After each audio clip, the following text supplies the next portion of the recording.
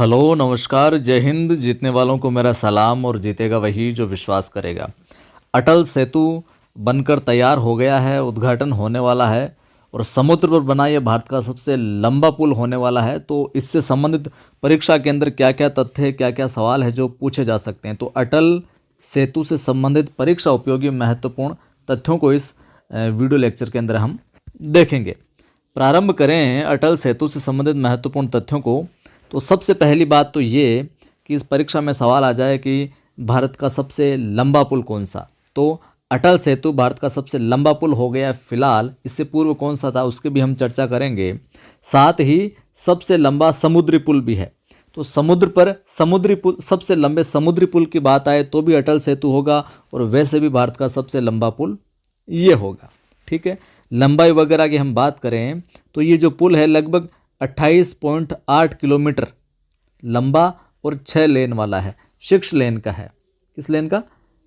2 लेन 4 लेन 6 लेन होती है ना, उस प्रकार ये 6 लेन का है और 21.8 किलोमीटर लंबा है, जिसकी लंबाई समुद्र के ऊपर हम बात करें तो 16.5 किलोमीटर है। समुद्र के ऊपर तो 16.5 किलोमीटर और ज़मीन पर लगभग 5.5, यानी कि कुल लंबाई हो जाएगी इसकी 21.8 है। समुद्र के ऊपर लंबाई पूछ ली जाए तो 16.5 किलोमीटर हो जाएगी और ज़मीन पर 5.5 लगभग।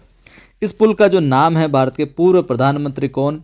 अटल बिहारी वाजपेयी साहब के नाम पर रखा गया, इसीलिए इसको अटल सेतु कहा जा रहा है।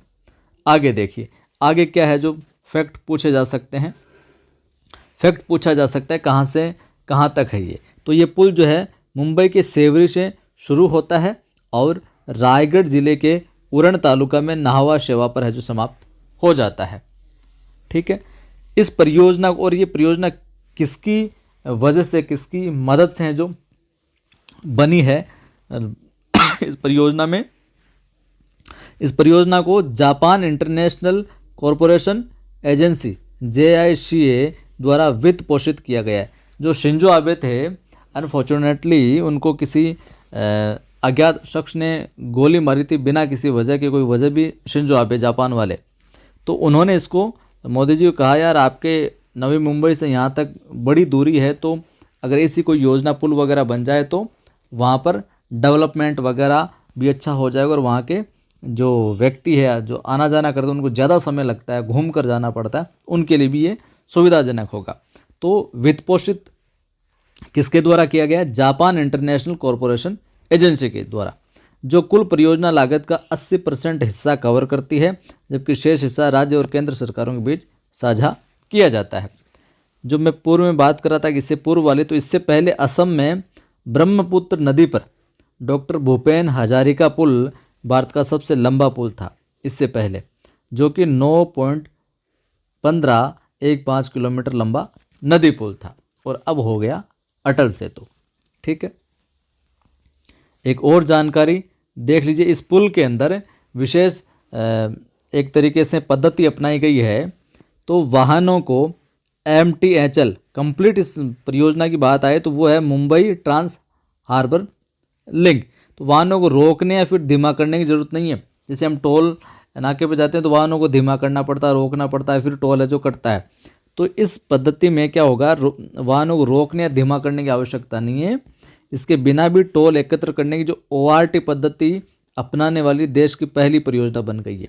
जो MTHL है ये ORT पद्धति अपनाने वाली देश की पहली परियोजना बन गई, या यूँ कहें कि अटल सेतु पर ये जो पद्धति है लागू होगी।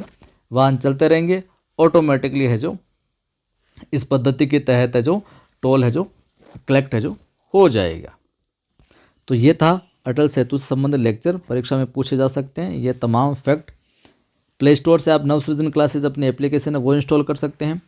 इसके साथ ही अपना दूसरा यूट्यूब चैनल है कवि आदि गणेश, इस पर हिंदी की क्लासेज चलती है और नवसृजन क्लासेज ये है ही, दोनों को सब्सक्राइब कर लीजिए।